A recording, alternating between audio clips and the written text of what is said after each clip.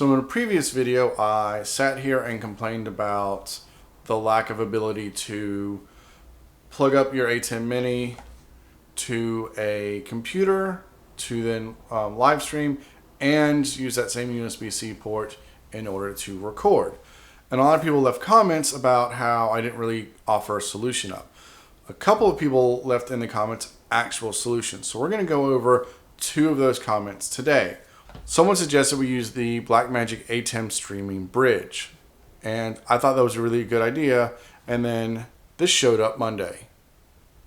So if you watch the video when they launched this thing, all he did was literally take it out of the box, plug up power, plug up Ethernet, and it worked.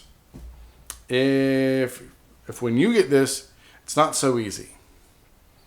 First thing you need to do is make sure your ATEM software is updated to at least 8.5.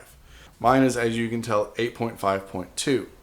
The second thing you're going to want to do is plug up a USB-C cable to the ATEM streaming. Once you do that, it will appear in your ATEM setup software, and you can rename it. I've already renamed mine something. So we're going to go in here. We're going to look at some settings. I'm actually going to just completely factory reset this. All right, and factory reset, ATEM streaming bridge. We're going to rename this.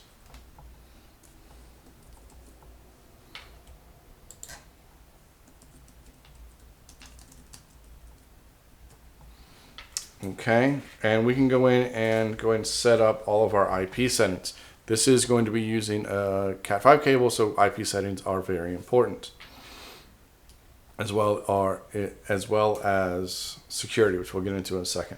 So right now I have everything running through just a basic Netgear router, which will be assigning all of the IP addresses.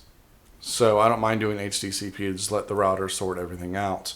I also have the same setup for the ATEM Mini as well.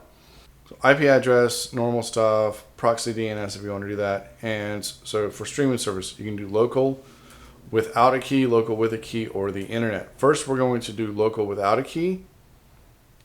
So the next step is we would come to external ATEM Mini software.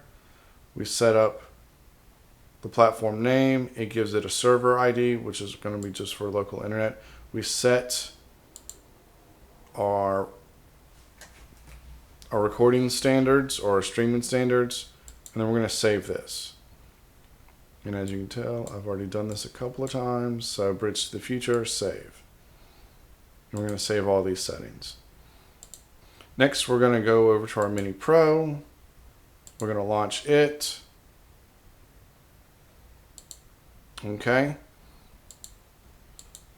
So I'm going to, because again, I've already done this a little bit, so I'm going to remove all imported settings, remove them all.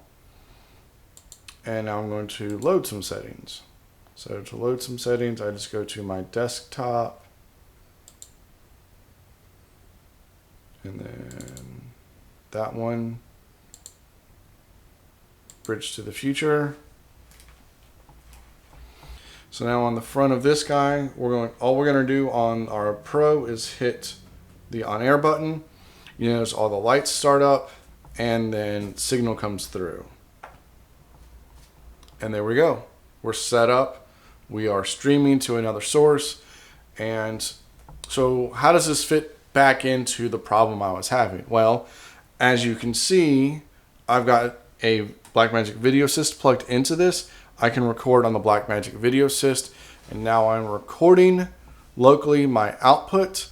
I can record, and I can go through all of the recording settings that the Video Assist allows me to do: ProRes Light, ProRes Heavy, ProRes Really Heavy. I don't know all the ProReses. I can't remember them all.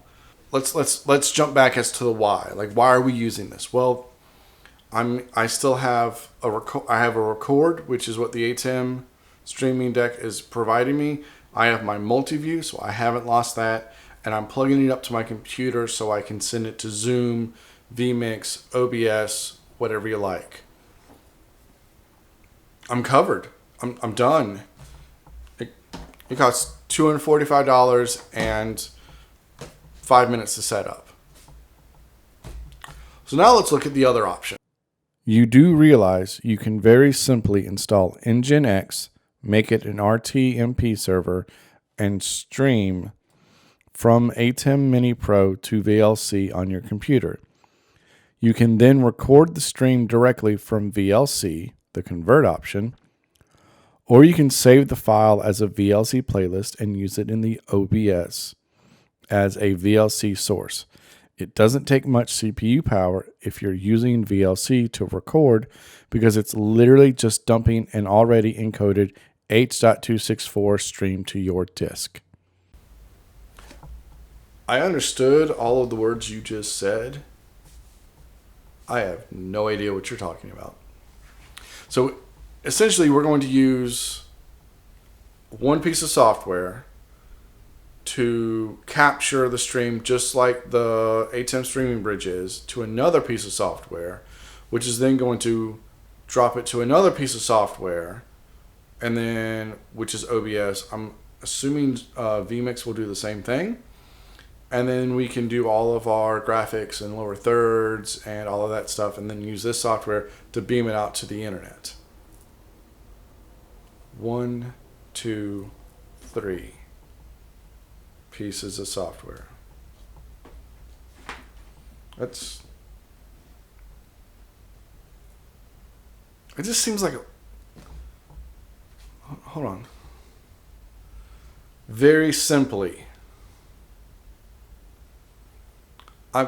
I'm sorry, man. Like, it might just be me, but when you use the term very simply, 5 steps should not come out of your mouth afterwards, especially when they involve 3 different pieces of software.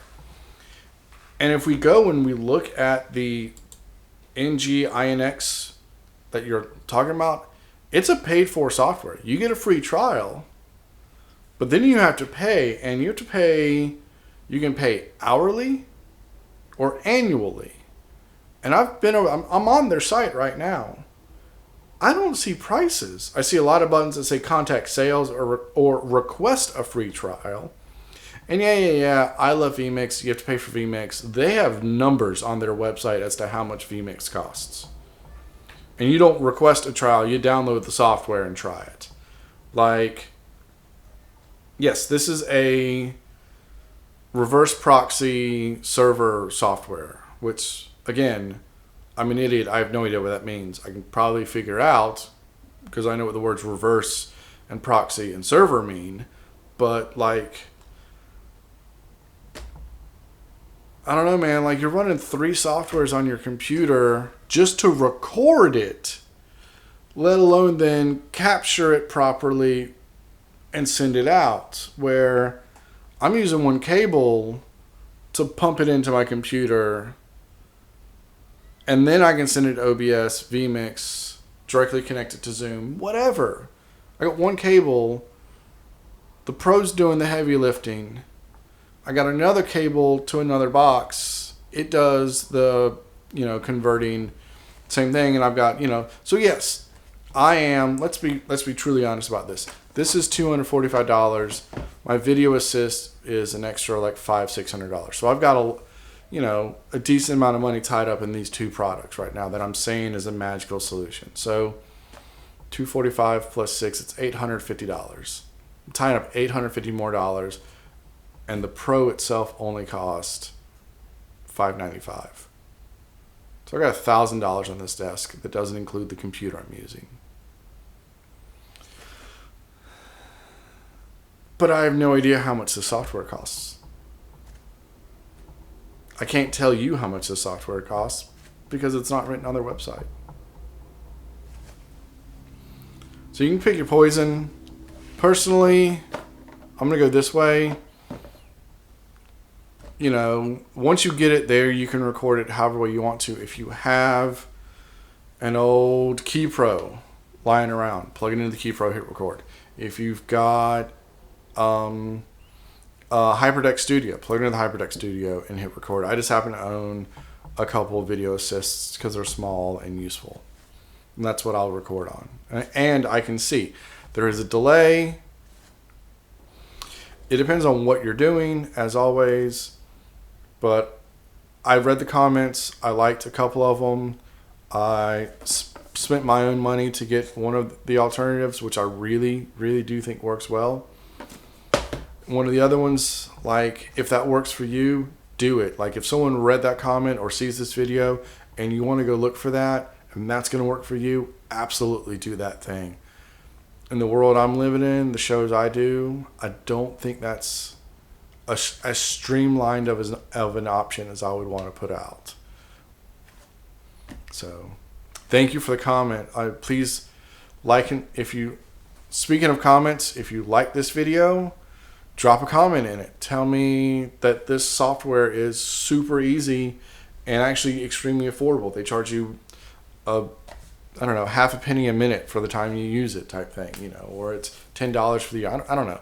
You know, if you thought this was just as confusing as pointless as the last one, tell me that too.